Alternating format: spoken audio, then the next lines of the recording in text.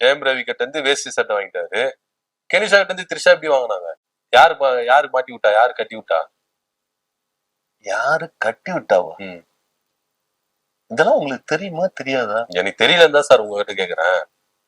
Sorry vary அப்படின்னு ஒரு man இருக்கானு. சாரி வேறையா? சாரி வேறையா? இல்ல ஒரே சாரி தானே கட்டியிருந்தான். ஏன் ஜாக்கெட் வேறன்னு சொல்லுங்களேன்.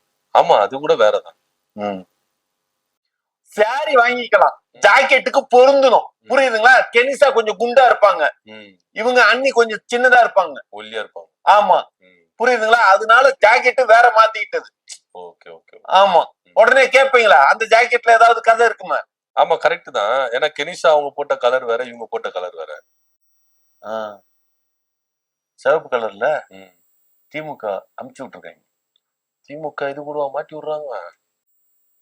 ஏன் ஜாக்கெட் மாட்டி விட மாட்டாங்களா? மாட்டி விட்டு பார்த்தது இல்லையா? இல்லையே. அதான்